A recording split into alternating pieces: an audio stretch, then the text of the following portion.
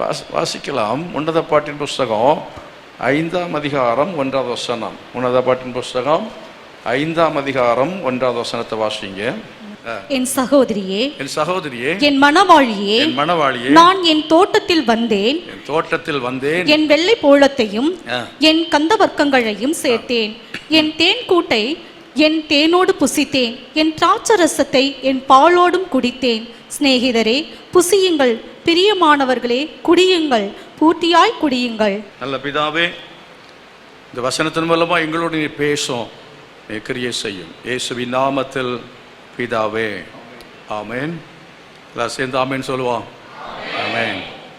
சரி, இந்த வசனத்தில் சொல்லப்பட்டிருக்கிற செய்தி என்னவென்றால், பாலும் தேனும் உள்ள வாழ்க்கை உங்களுக்கு உண்டாகும். ஆமேன். அல்லேலூயா.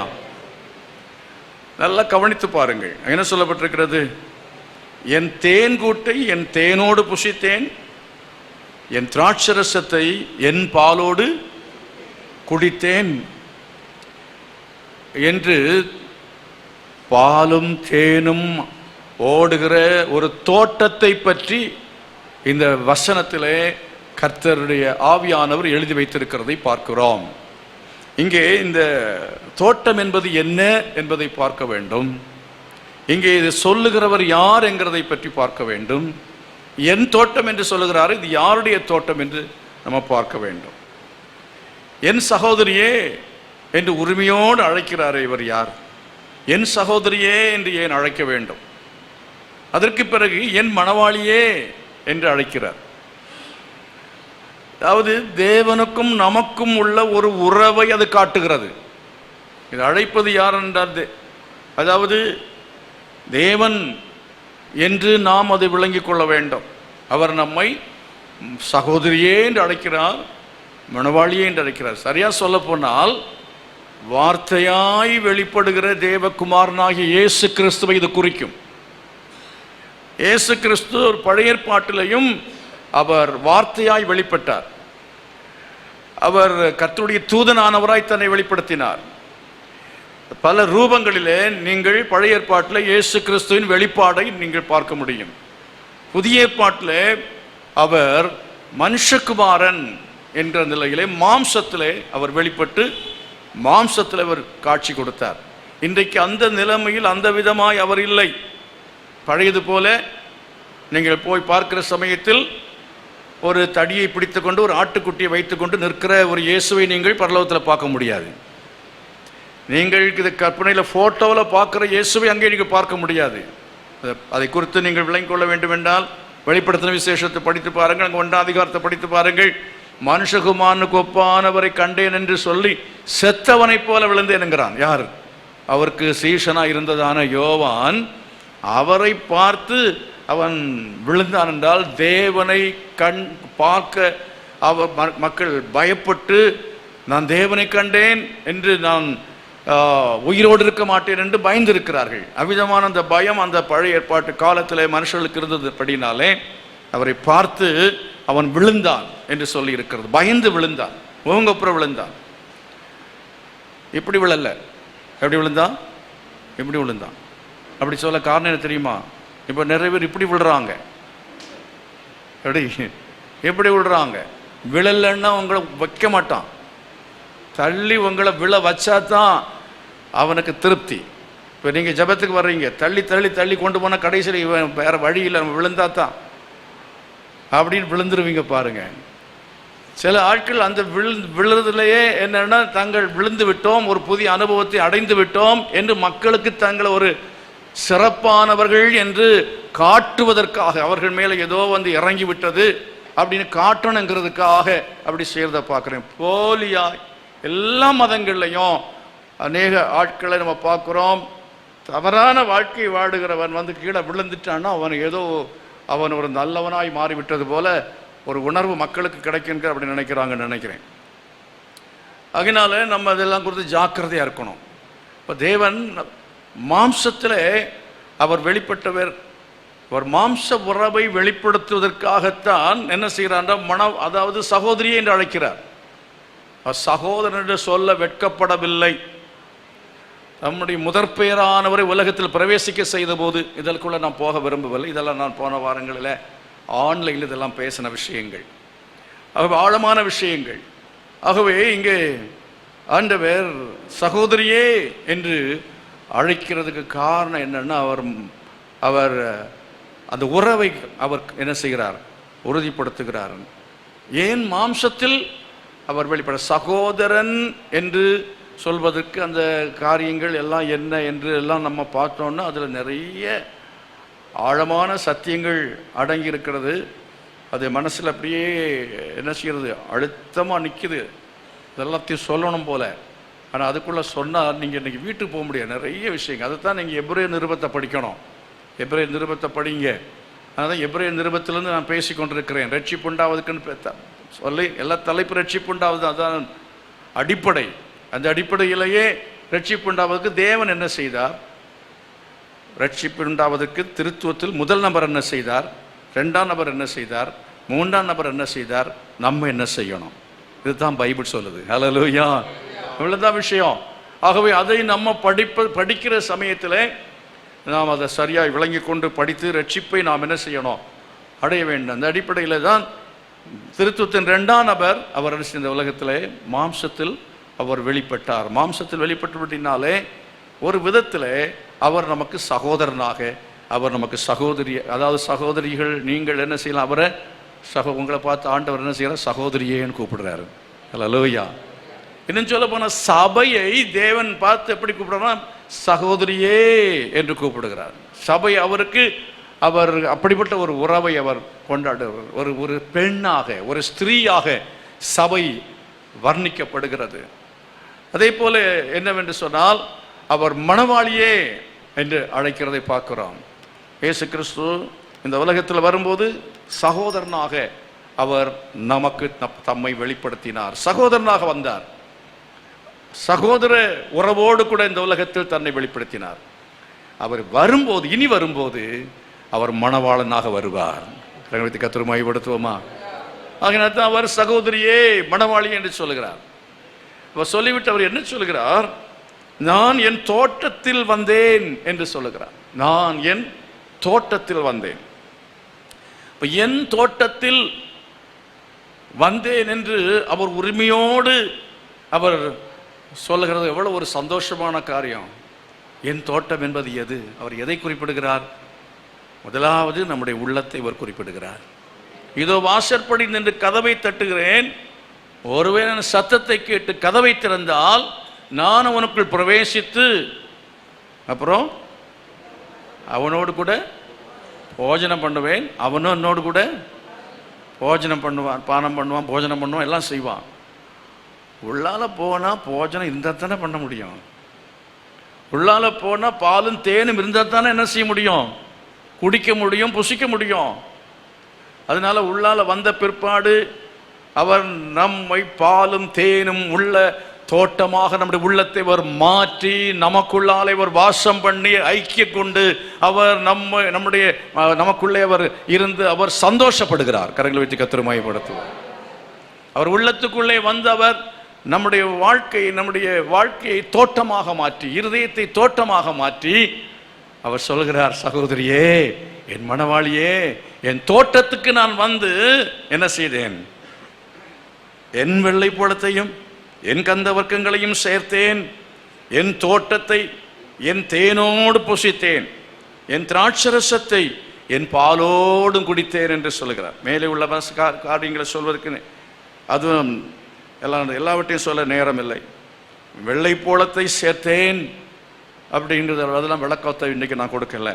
கந்த வர்க்கங்களை சேர்த்ததுக்கெல்லாம் விளக்கம் உண்டு. கர்த்தர் நம்முடைய வாழ்க்கையில் அவர் என்ன செய்கிறார் என்றால் அவர் சந்தோஷப்படுவதற்காக நம்முடைய வாழ்க்கையில் வெள்ளைப்போளம்னா ரொம்ப கசப்பாக இருக்கும். வெள்ளைப்போளம் கசப்பான ஒன்று. கந்த வர்க்கம் அப்படி என்பது என்னவென்று சொன்னால் அது வாசனை கொடுக்கக்கூடியதான பொருள். அது எல்லாவற்றையும் நான் சேர்த்தேன் என்று அவர் சொல்லுகிறார்.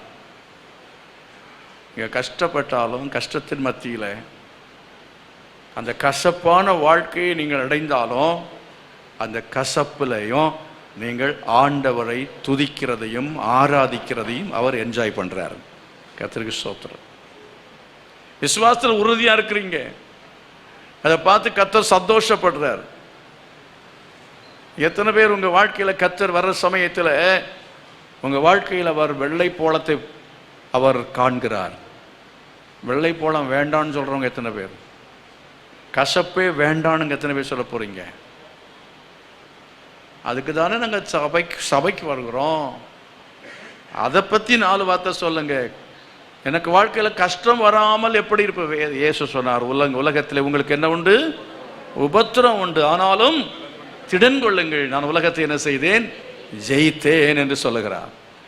ஆகவே கஷ்டங்களுக்குள்ளால போகிறதான விசுவாசிகள் இந்த சபையில் இருந்தா அவங்கள நான் சேர்த்தேன் என்று சொல்லுகிறார். அல்லேலூயா. அவர்கள் மூலமாய் நான் சந்தோஷப்படுகிறேன் என்று சொல்லுகிறார். அருமையானவர்களே, நேற்றைக்கு நான் ஒரு குடும்பத்துக்கு போறேன்னு சொன்ன பாருங்க, அவங்களுக்கு அதுதான் நான் சொன்னேன். கஷ்டங்கள் வருகிறது, நம்ம எதிர்பார்க்காத சம்பவங்கள் நம்முடைய குடும்பங்களில் நடக்கிற சமயத்தில் கர்த்தர் எதுக்காக அதை அனுப்புகிறார்?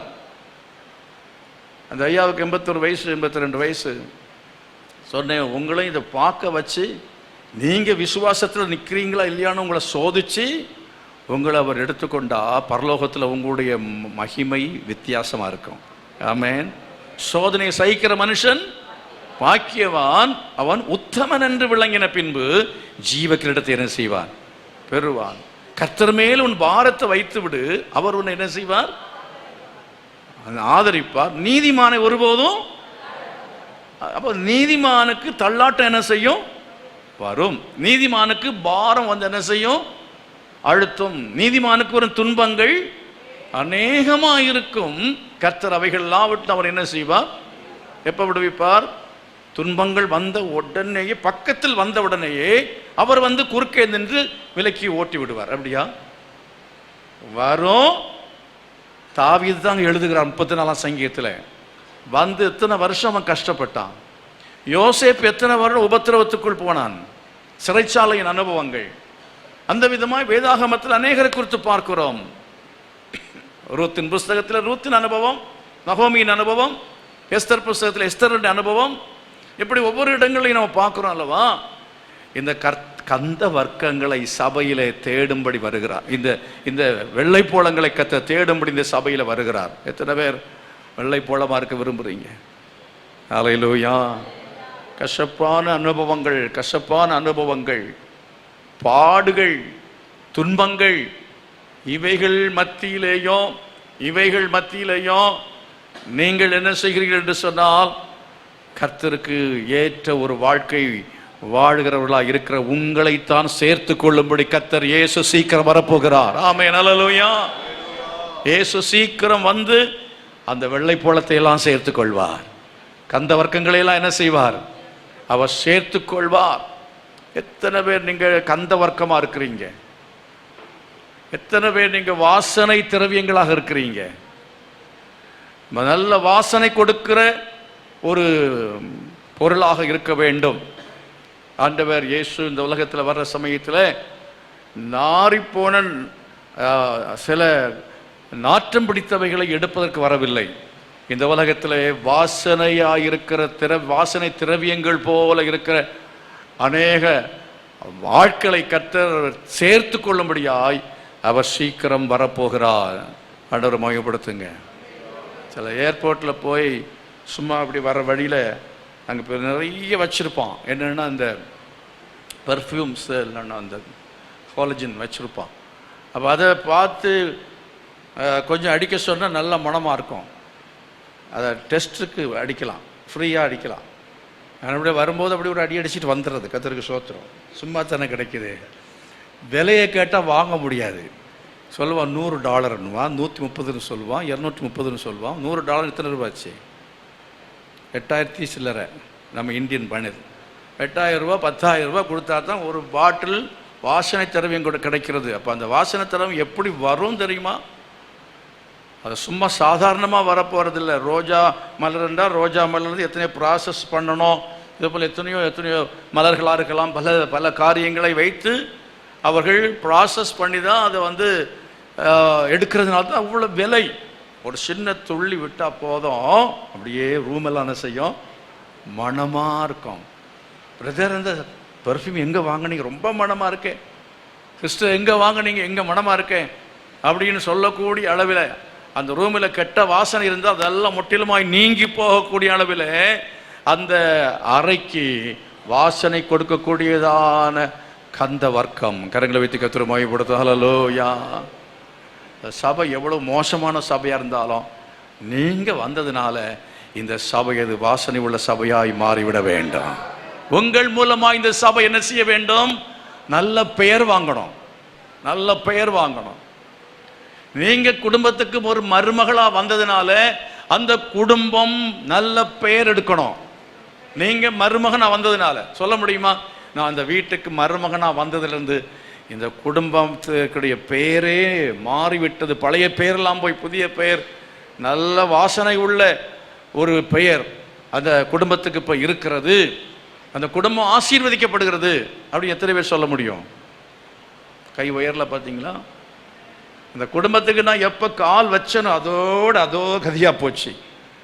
நான் மருமகனா போன நாள்லேருந்து கறந்து கறந்து கறந்து ரத்தத்தை கூட கறந்தாச்சு. அதனால என் மாமனா செத்தே போயிட்டார். இது தானே சொல்ல முடிகிறது.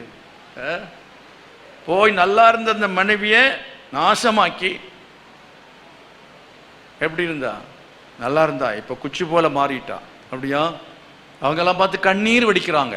நல்லா கொடுத்தனே, என் பிள்ளைய பெற்று வளர்த்து குரங்கு கையில் என்ன கொடுத்தேன், பூமாலை போல கொடுத்தேன், அவன் இந்த மாதிரி நாசமாக்கி வச்சிருக்கானே அப்படின்னு கண்ணீர் வடிச்சு ஹார்ட் அட்டாக்கில் செத்து போனாங்க சில ஆட்கள். நான் உண்மையை தான் சொல்கிறேன். அப்படி இருக்கிறாங்களா?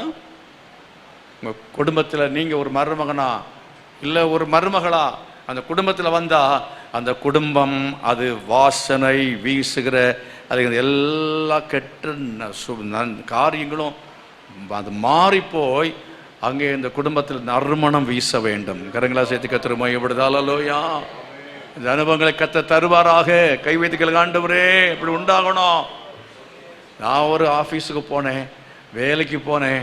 வேலைக்கு சேர்ந்ததுக்கு பிறகு அந்த ஆஃபீஸுடைய அட்மாஸ்பியரே மாறி போச்சது, மகிழ்ச்சியாய் மாறிவிட்டது. அதாவது ஒன்று என்னன்னா, அந்த கந்த வர்க்கம், அந்த பெர்ஃப்யூமு நீங்கள் அடிச்சிட்டு நீங்கள் ஒரு இடத்துக்கு போனீங்கன்னு சொன்னால் அதை அந்த வாசனையை பார்க்கும்போது ஒரு சந்தோஷம் இருக்குது. நல்ல வாசனை போது நல்ல ஒரு மகிழ்ச்சியாக இருக்கும், நல்லா இருக்கும், நல்லா ஃபீல் பண்ண முடியும், ஒரு நல்லா ஃபீல் பண்ண முடியும். உங்களுக்கே அப்படி பார்க்குறீங்க, எல்லாம் ரொம்ப வேர்வை ஸ்மெல்லாக இருக்குது, நீங்களே முகத்தை சுளிப்பீங்க.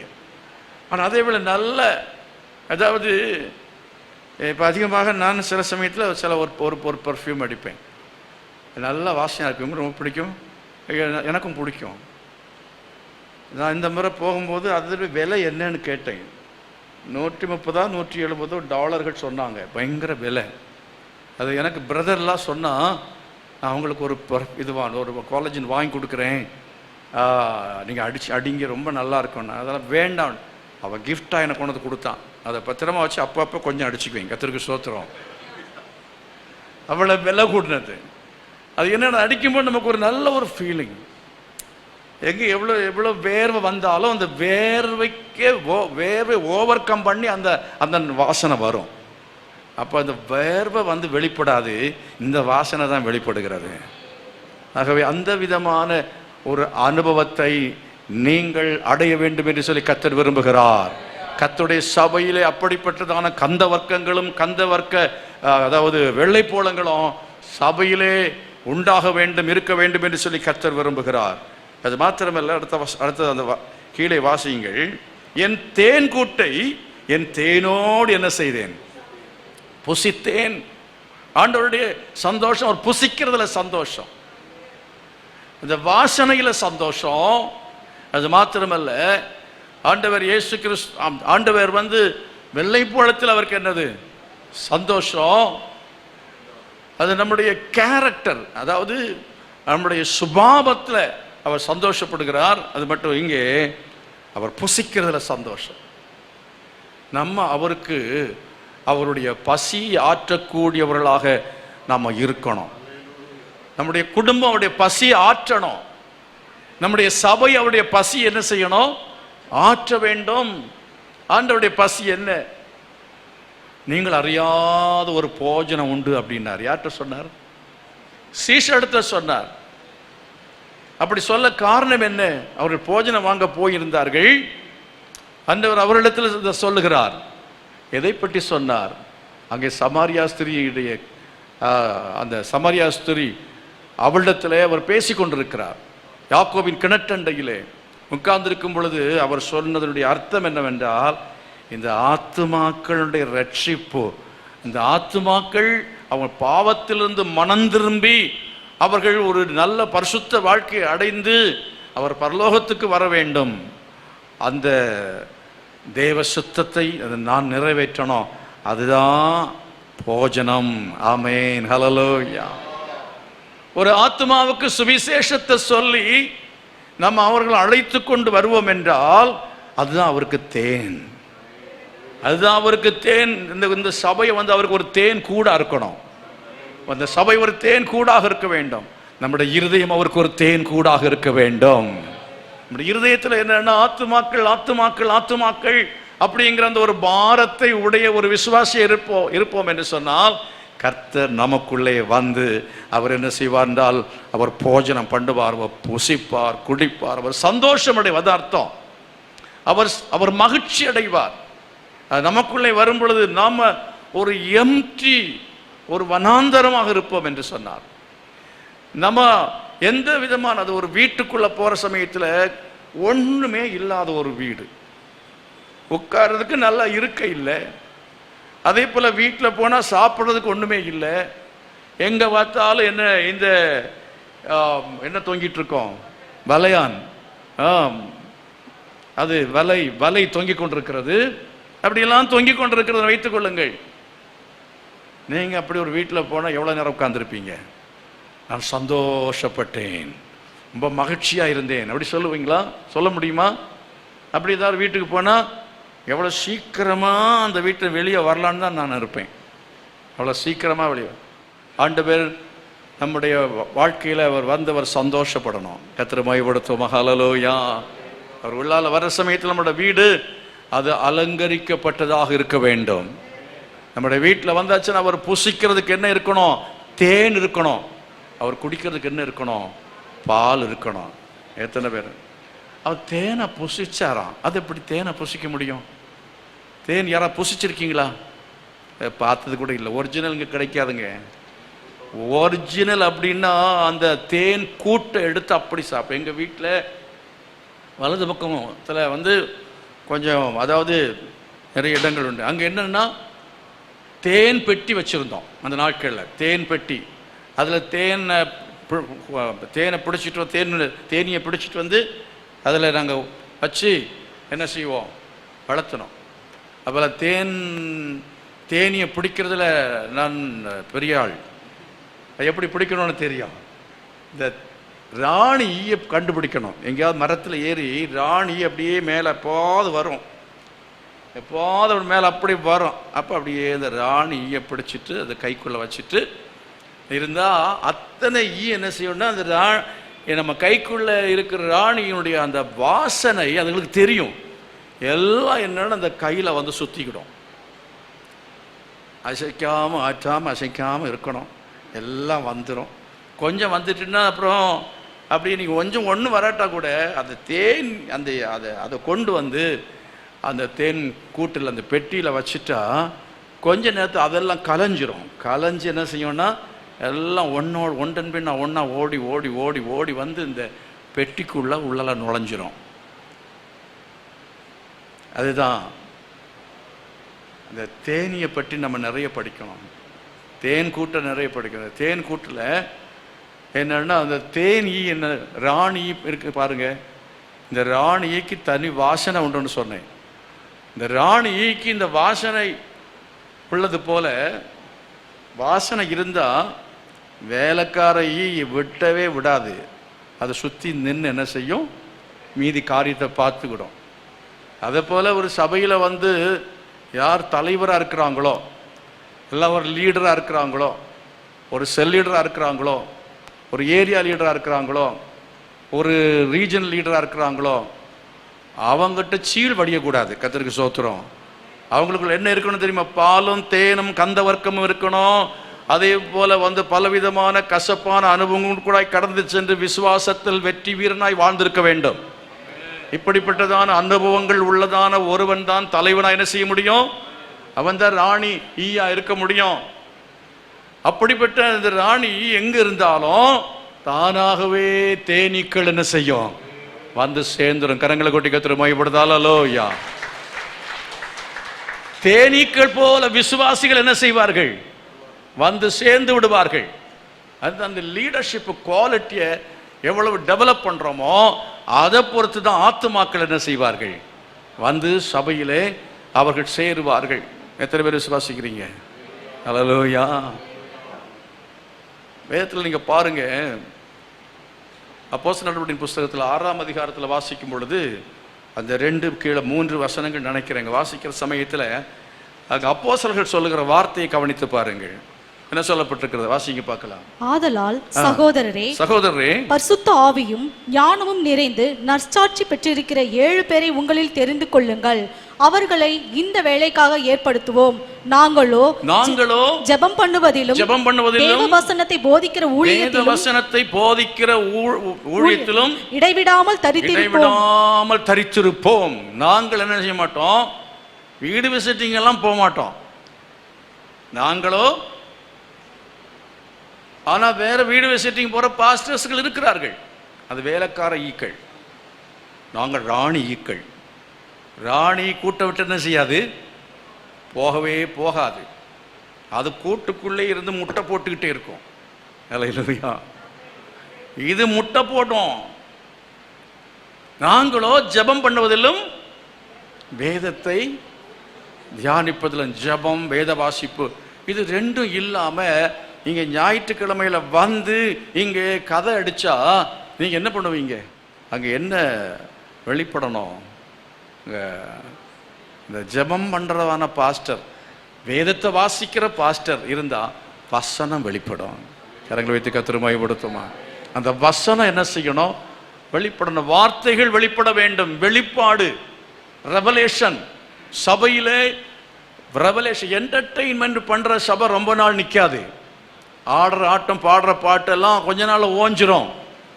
நீங்க இந்த உலகத்தில் சினிமா பாருங்க, எதை பாருங்க, அதெல்லாம் கொஞ்ச நாள்ல உங்களுக்கு வெறுத்து போகும். ஆனா வெறுக்காத ஒன்று என்ன தெரியுமா? தேவனுடைய வசனமாக இருக்கிறது, தேவனுடைய வார்த்தையாக இருக்கிறது, அவருடைய அபிஷேகமாக இருக்கிறது. அவருடைய அபிஷேகம் சபையில் அது பாய்ந்து வரணும். அப்படின்னு சொன்னா என்ன செய்யணும்? பாஸ்டர் வீட்டில் இருந்து வசனத்தை நல்லா என்ன செய்யணும்? தியானிக்கணும். வசனத்தை வாசித்து வசன வெளிப்பாடோடு கூட வரணும். உங்கள் வாழ்க்கை சிறப்பானதாக மாறணும். உங்கள் வாழ்க்கை சிறப்பானதாக ஆராதனையினால் உங்கள் வாழ்க்கை எப்படி மாறும்? சிறப்பானதாய் மாறும். வசனத்தினால வளம் பெற்றதாக என்ன செய்யும்? மாறும். அங்கே நம்ம படித்தோம்ல, ராணி ஈ மாதிரி பாஸ்டர்ஸ் இருக்கணும். பாஸ்டர்ஸ்னா ராணி ஈ மாதிரி இருக்கணும். அவங்க வீட்டுக்கு போனாலே ஒரு வாசனை வீசணும். அதாவது ஆரா அப்படின்னு சொல்கிறாங்க. அது என்னவோ தெரியல, கேள்விப்பட்டிருக்கீங்களா? கணவனும் மனைவியும் ரொம்ப எசைஞ்சிருந்தாங்கன்னா எவ்வளோ தூரத்தில் இருந்தாலும், வெளிநாட்டில் இருந்தாலும், 2 நாட்டில் இருந்தாலும் கணவனுக்கு ஏதோ ஒன்று சம்பவிக்கிறதா மனைவிக்கு தெரியுமா? உடனே ஃபோன் பண்ணி கூப்பிட்டு கேட்பாளாம், என்னங்க எப்படி இருக்கீங்க, நல்லா இருக்கீங்காட்டின்னு. மனசுக்குள்ளால ஏதோ ஒரு உணர்வு வரும். ஒரு ரேடியேஷனுங்கிறது மனுஷருக்குள்ளே இருந்து வெளிப்படுகிறது. நீங்க ரொம்ப அசுத்தமான ஆட்களா இருக்கிறீங்கன்னு வச்சுக்கீங்க, நீங்க அந்த அறையில் போன உடனே உங்களுடைய அந்த அசுத்தமான அந்த காரியங்கள் எண்ணங்கள் மற்றுள்ளவங்களையும் அந்த மாதிரிப்பட்ட ஒரு சிந்தனையாளர்களாக மாட்டிக்கிற. நல்லா இருப்பான், ஆனால் அவன் திடீர்னு கெட்ட சிந்தையெல்லாம் வரும். ஏன்னா இவனுக்குள்ள இருந்து அங்கே போயிடும். அது பேடான தவறான அந்த ஒரு இருள் அங்கே பாஞ்சிரும். ஆனால் உனக்குள்ளால இருக்கிற ஒளியின் வாழ்க்கை என்ன செய்யும் என்று சொன்னால், நீங்கள் ஒரு அறையில் போன உடனே இல்லை வீட்டுக்குள்ள வந்த உடனே சந்தோஷம் இல்லாத வீட்டில் சந்தோஷம் வந்துடும், மகிழ்ச்சி இல்லாத வீட்டில் என்ன வந்துடும்? மகிழ்ச்சி வந்துடும். அது மாத்திரமல்ல, அவங்க வீட்டுக்குள்ளாலே என்னென்ன ஒரு ரேடியேஷன் அப்படி என்ன செய்யும். சிலர் வந்த உடனே பாருங்க, அவங்க வந்தாலே ரொம்ப சந்தோஷமா இருக்குன்னு சொல்லுவாங்க. அதனால் எங்கள் லீடர்ஸுகள், பாஸ்டர்ஸுகள், உங்கள் வீட்டுக்கு உன்னை மறுபடியும் எப்போ வருவார் அப்படி என்று எதுக்காக அவங்க வந்தாச்சுன்னா, எங்கள் வீட்டில் வந்து ஒரு பிரசன்னம் வருகிறது என்று சொல்லி உங்களை எதிர்பார்க்கக்கூடிய அளவிலே உங்கள் வாழ்க்கை, என்னுடைய வாழ்க்கை மாற வேண்டும். எத்தனை மாறணும் விரும்புகிறீங்க விசுவாசிகளை? உங்களை ஒரு விருந்து, உங்கள் சொந்தக்காரங்க வீட்டுக்கு போகும்போது உங்களுக்குள்ள இருக்கிற அந்த ஒளி மற்றவங்களுக்குள்ள பாய்ந்து என்ன செய்யணும்? அவங்கள அட்டாக் பண்ணணும், அவங்கள இழுக்கணும். ஒன்றும் பேச வேண்டிய அவசியம் இல்லை. டிஎல் மூடி அவர் என்னன்னா, அவர் ஒரு தொழிற்சாலையில் போனாராம். அங்கே இருக்கிற பெண்கள் எல்லாம் என்ன செஞ்சாங்கன்னா, இவரை பார்த்தோன்னே சில சமயத்தில் நம்மளை பார்க்கும்போதே ஒரு மாதிரி கேலி வந்துடும் இல்லையா? பொட்டு இல்லாமல் பூ இல்லாமல் ஒரு கல்யாண வீட்டுக்கு நீங்கள் போய் நின்னீங்கன்னா உங்களை பார்த்தோன்னே ஒரு மாதிரி பேசுவாங்கல்ல. அவரையும் பேசினாங்க, அவரை பார்த்து ஒரு மாதிரி கேலி பேசினாங்க அந்த பெண்கள் பெரிய ஃபேக்ட்ரியில். ஆனால் கொஞ்ச நேரத்தில் அந்த பெண்கள் எல்லாம் அழ ஆரம்பித்தாங்களாம். எல்லாம் அழ ஆரம்பித்து என்ன செஞ்சாங்கன்னா, இயேசுவுக்கு தங்களை ஒப்பு கொடுத்தாங்களாம். கரங்களை வைத்து கர்த்தரை மகிமைப்படுத்துவான். ஒன்றுமே சில சமயத்தில் பேச வேண்டியது இருக்காது. நீங்கள் அவங்க வீட்டில் போய் நீங்கள் இருக்கிற மௌனமாக இருந்தாலே போதும், கொஞ்சம் மௌனமாக இருந்தாலே போதும், வாய் திறக்காமல் இருந்தாலே கர்த்தருடைய மகிமை வெளிப்படும். வாய் திறக்கதான் சில டைமில் பிரச்சனை. உங்கள் ரேடியேஷன், உங்களுடைய அந்த அந்த என்ன செய்யணும், அந்த வெளிச்சம், அந்த பிரகாசம். மோசே 40 நாள் மலையில் இருந்து இறங்கி வர்ற சமயத்தில் மற்ற மக்கள் முகத்தில் முக்காடு போட்டுட்டாங்களாம். அவ்வளவு அந்த ரேடியேஷன், அந்த பவர் வெளிப்பட்டது. அப்படி வெளிப்பட எத்தனை பேர் விரும்புகிறீங்க? நாங்களோ ஜெபத்திலும் வேத வாசிப்பிலும் என்ன செய்யறதுக்கு, உபவாசத்திலும் என்ன செய்வோம்? தரித்து இருப்போம். அதனால எந்த ஆட்களையும் நம்ம வெளியே பார்க்க மாட்டோம்னு அர்த்தம் கிடையாது. அதுதான் எங்களுக்கு பிரதானமாயிருக்கும், அதை நாங்கள் செய்வோம். அப்படி செய்யும் பொழுது அந்த ஒளி எங்களுக்குள்ள இருந்து பிரகாசமாய் வீசுகிறது. அப்போ என்ன நடக்கும்? தேனீக்கள் எல்லாம் தானா வரும். இந்த அட்ராக்ஷன் தானா என்ன செய்யும்? வரும். சொந்தக்காரங்கள்லாம் தானாவே வருவாங்க. எங்க போறீங்க சர்ச்சுக்கு? நீங்க போற சபைக்கு நாம் வர வேண்டும் என்று சொல்லி வருவார்கள். அருமையானவர்களே, நான் சொன்ன பாருங்க, ராணி ஈயை பிடித்து நீ எந்த இடத்துல வைத்திருந்தாலும் அந்த இடத்தை தேடி வருவதற்கான காரணம் என்னவென்று சொன்னால், அதுக்குள்ள இருந்த அந்த வீசுகிறதான வாசனை, அதற்குள்ள இருந்த அந்த அந்த வசீகரம் ஒன்று இருக்கு பாருங்க. அது தேனீக்களை என்ன தேடி வர செய்கிறது போல உங்கள் வாழ்க்கையில் அதை செய்யும். எத்தனை பேர் விசுவாசிக்கிறீங்க? அதாவது நான் அந்த கொக்கானூர் சொல்கிற அந்த ஊர் சின்ன வில்லேஜ், 15 ஒரு 10-25 வீடுகள் தான் இருக்கும். போய் ஊழியத்தை நான் ஆரம்பித்தேன். ரொம்ப அப்செட்டாக இருந்துச்சு, இந்த கிராமத்துக்கு ஆண்டவர் அனுப்பினான்ட்டு. ஆனால் அங்கே நான் ஊழியத்தை ஆரம்பித்த ஒருபாடு கிருஷ்ணகிரியிலிருந்து ஆட்கள் வந்தாங்க. எலத்தகிரின்னு ஒரு ஊர், அவங்களும் பிரதர் அவங்களும் அந்த ஊருக்கு போயிருக்கிறாங்க. பெரிய பிக் ஷாட்டுகள், பெரிய பெரிய வசதியான ஆட்கள், எல்லாம் நல்ல பெரிய பெரிய படித்தவங்க இருக்கிற ஒரு பெரிய ஒரு அது கிராமம் என்று சொல்ல முடியாது, கிராமத்துக்கு மேல் சொல்ல 99% கிறிஸ்தவங்க, ரோமன் கேத்தலிக் என்ற சிஎஸ்ஐ பீப்புள். அங்கே இருந்து ஆட்கள் வர ஆரம்பித்தாங்க, இந்த வில்லேஜுக்கு வர ஆரம்பிச்சு. பஸ் எல்லாம் கிடையாது, அங்கேருந்து ஸ்டார்ட் நடந்து வருவாங்க.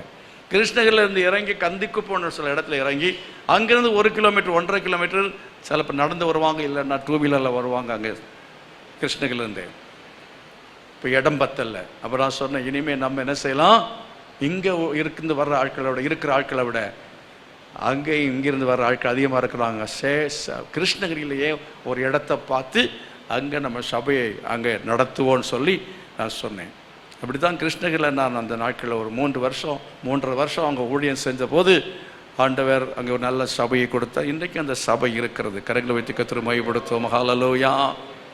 ஏற்கனவே சொல்லியிருக்கிறேன், ராத்திரி எல்லாம் உட்காந்து ஜெபம் பண்ணிட்டு காலையில் ஒரு பெரிய பணக்காரருடைய கடைக்கு போனேன். அங்கே போனோன்னு அந்த 6 வேலை செஞ்சது. கர்த்தருக்கு ஸ்தோத்திரம். அவர் ரட்சிக்கப்பட்டார். அதுக்கான காரியங்களை கர்த்தர் செய்தார்கள், ஆண்டவர் செய்தார். அருமையான அவிதமாய் ஒரு ராணி ஈயாக நம்ம மாற கர்த்தர் உதவி செய்வாராக. தேன் கூடு, அதை தேனை சாப்பிடணும்னா என்ன செய்யணும்? அந்த கூட்டுக்குள்ள என்ன இருக்கணும்? முதல்ல ராணி ஈ இருக்கணும். அடுத்து என்ன இருக்கணும்? முட்டை போடுற ராணி ஈ இருக்கணும். கூடு கட்டுற வேலைக்கார ஈக்களும் இருக்க வேண்டும். தேனை கொண்டு வருகிறதான வேலைக்கார ஈக்கள் என்ன செய்யணும்? இருக்க வேண்டும். நீங்க ஒவ்வொருத்தரும் சும்மா இருந்தீங்கன்னா, சோம்பேறிகளா இருந்தீங்கன்னா, நிச்சயமா கர்த்தர் இப்படி சொல்லவே முடியாது. என் தோட்டத்தில் வந்து நான் என்ன செய்தேன்? தேன் கூட்டோடு தேனை சாப்பிட்டேன், திராட்சரசத்தோடு என்ன குடித்தேன்? பாலை குடித்தேன் என்று சொல்லி கர்த்தர் அவர் சந்தோஷப்பட வேண்டும். நம்முடைய சபை குறித்து சந்தோஷப்பட வேண்டும் என்றால், உங்கள் வாழ்க்கை உங்களுக்குள்ளே பிரவேசித்திருக்கிற ஆண்டவர் உங்கள் இருதயத்தை ஒரு காலி வீடாக பார்க்கக்கூடாது. உங்க வீட்டில் வந்து அவர் வாசம் பண்ணதற்கு ஏற்றதாக வாசனை உள்ள வீடாக இருக்க வேண்டும். அது அவர் உட்காருவதற்கு ஏற்ற இடமாக இருக்க வேண்டும். அது நல்ல புசிப்பதற்கும் குடிப்பதற்கும் உரிய ஒரு ஸ்தலமாக இருக்க வேண்டும் என்று எத்தனை பேர் விரும்புகிறீர்கள்? ஆண்டவர் அப்படி நான் மாறணும்ப்பா. என் வீட்டில் நீங்க வந்து சொல்லணும், நான் தேன் கூட்டோடு தேனை புசித்தேன், நான் திராட்சரசத்தோடு என்ன செய்தேன்? பாலை குடித்தேன் என்று ஆண்டவர் சொல்லத்தக்கதாக நம்முடைய வாழ்க்கை மாற வேண்டும். நம்முடைய சபை மாறணும். எத்தனை பேர் விரும்புறீங்க? ஆண்டவரே அப்படி மாட்டுங்கப்பா. எத்தனை பேர் கேட்குறீங்க? கர்த்தர் நிச்சயம் ஒரு மாற்ற போகிறார். விசுவாசிக்கிறீங்களா? நிச்சயமாய் கர்த்தர் அதை செய்வார். ஆண்டவர் நிச்சயமாக அதை செய்வார். சமயம் இல்லாததுனால நான் என்ன செய்கிற சில வார்த்தைகளை சொல்லி நான் என்ன செய்கிறேன்? முடிக்க விரும்புகிறேன்.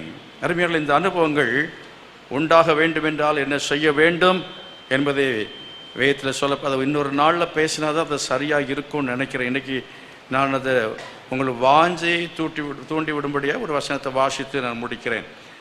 அதாவது 4வது அதிகாரத்தில் 13வது வசனத்தை வாசியுங்கள். 13வது வசனத்தை வாசியுங்கள். உன் தோட்டம் மாதுளஞ்செடிகளும், உன் தோட்டம் மாதுளஞ்செடிகளும் அருமையான கனிமரங்களும். கவனிங்க, என்ன அப்படின்னா முதல்ல என்ன வாசித்தோம்?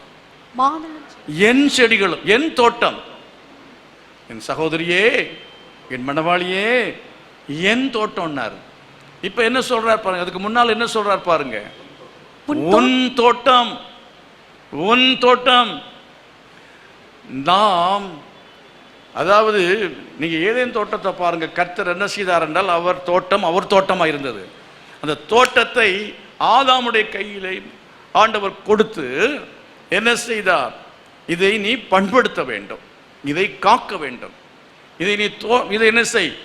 விதைக்க வேண்டும், இதில் நீ மரங்களை நட வேண்டும், இதை நீ இன்னும் அதை அழகான ஒரு சிங்கார வனமாய் மாற்ற வேண்டும் என்று கர்த்தர் அவனுக்கு சொன்னார். சத்தம கர்த்தர் மையப்படுத்துவோம். தோட்டம் என்கிறது வேற, சிங்கார வனம் என்கிறது வேற. நீ ஒரு சிங்கார வனமாய் மாற்ற வேண்டும் என்று கர்த்தர் சொல்லி, நீ பண்படுத்தணும்ப்பா, நீ என்ன செய்ய? காவல் காக்கணும் என்று சொன்னார்.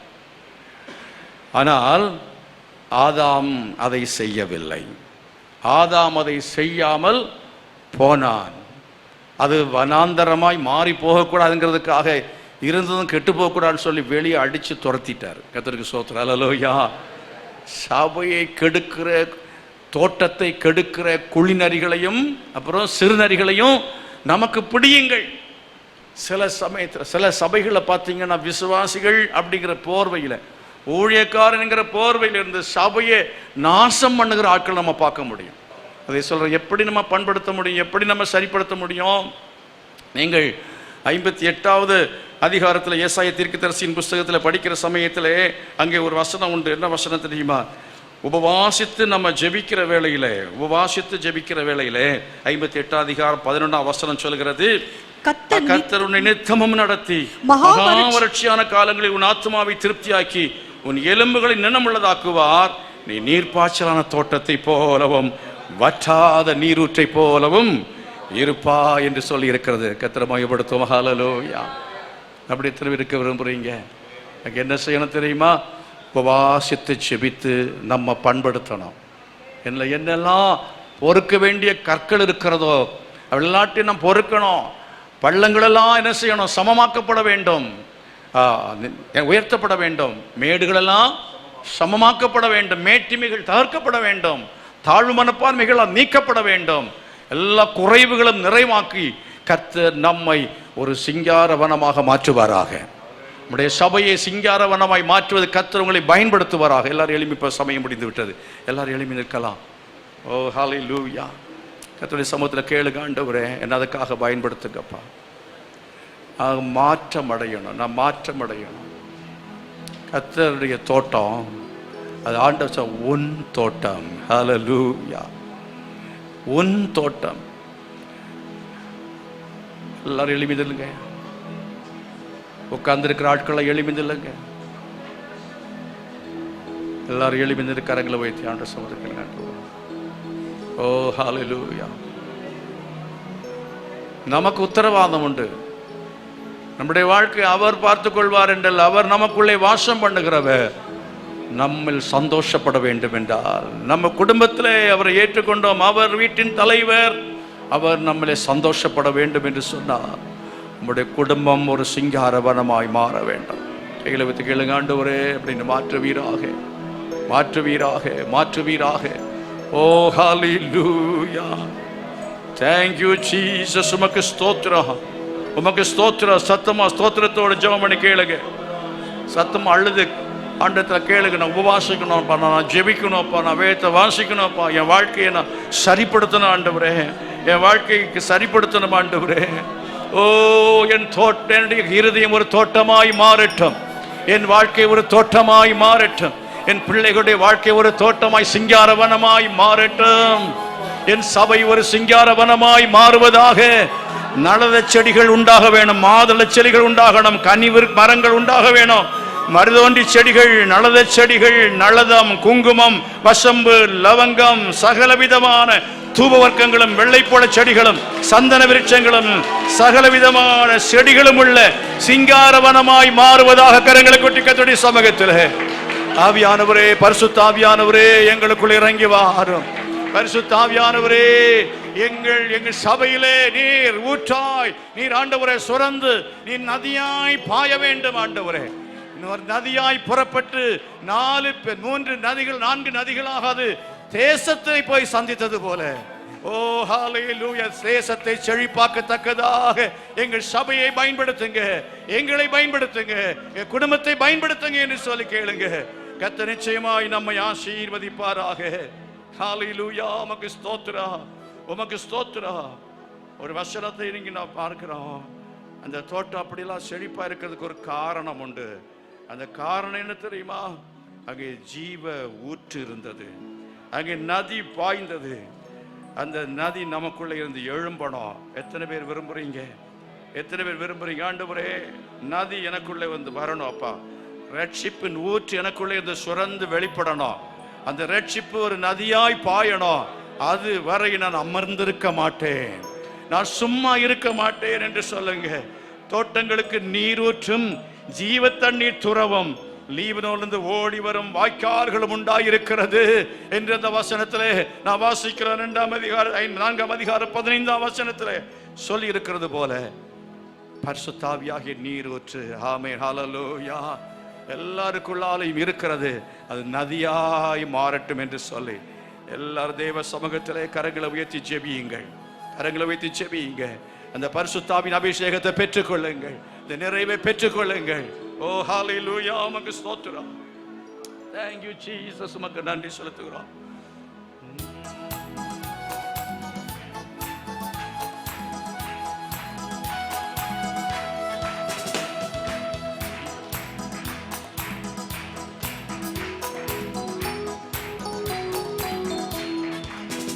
நதியே எந்த உள்ளத்தில் பாய்ந்து செல்லட்டுமே,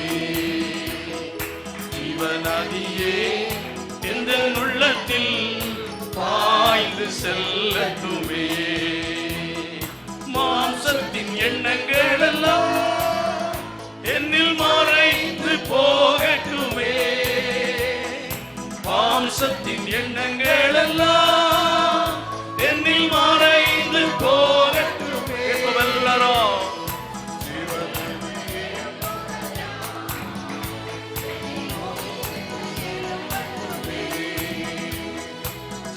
நதியே எந்த உள்ளத்தில் பாய்ந்து செல்லட்டுமே, நதியே எந்த உள்ளத்தில் பாய்ந்து செல்லட்டுமே, உலர்ந்த எலும்புகள் எல்லாம் என்னில் உயிர் பெற்று எழும்பட்டுமே. உலர்ந்த எலும்புகள் எல்லாம் என்னில் உயிர் பெற்று எழும்பட்டுமே. ஜீவனாதியே எந்த உள்ளத்தில் பாய்ந்து செல்லட்டுமே. ஜீவனாதியே எந்த உள்ளத்தில் பாய்ந்து செல்லட்டுமே. பலவீன பகுதியெல்லாம் என்னில் பலனாக மாறட்டுமே. கேளுங்க சத்தமா. பலவீன பகுதியெல்லாம் என்னில் பலனாக மாறட்டுமே. ஜீவநதியே எந்த உள்ளத்தில் பாய்ந்து செல்லட்டுமே. ஜீவநதியே எந்த உள்ளத்தில் பாய்ந்து செல்லட்டுமே. கனி கொடா மரங்கள் எல்லாம் என்னில் கனிகள் கொடுக்கட்டுமே. சத்தமா எல்லாரும். கனி கொடா மரங்கள் எல்லாம் என்னில் கனிகள் கொடுக்கட்டுமே. ஜீவநதியே எந்த உள்ளத்தில் பாய்ந்து செல்லட்டுமே. ஜீவநதியே எந்த உள்ளத்தில் பாய்ந்து செல்லட்டுமே. ஆவியின் வரங்கள் வரங்களாக அபிஷேகம் செய்திடுமே. ஆவியின் வரங்களினால் என்னை அபிஷேகம் செய்திடுமே. ஜீவநதியே எந்த உள்ளத்தில் பாய்ந்து செல்லட்டுமே. ஜீவநதியே எந்த உள்ளத்தில் பாய்ந்து செல்லட்டுமே. ஜீவநதியே எந்த உள்ளத்தில் அபிஷேகத்தை பெற்றுக் கொள்ளுங்க. நதியாய் புறப்படட்டும். ஓட்டமாய் மாறுவேன். சபையில ஒரு எழுப்புதல் உண்டாகட்டும். வாழ்க்கையில ஒரு உயிர் மீட்சி உண்டாகட்டும். குடும்பங்களிலே ஒரு விடுதலை உண்டாகட்டும்.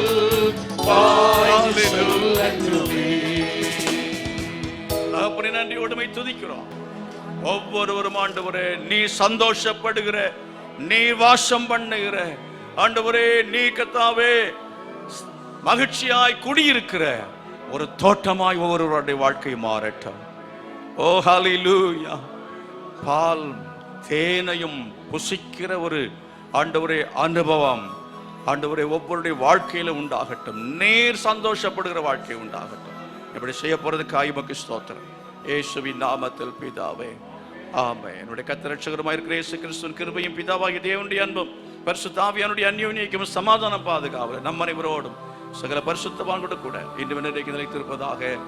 ஆமென். God bless you. கர்த்தர் உங்களை ஆசீர்வதிப்பாராக.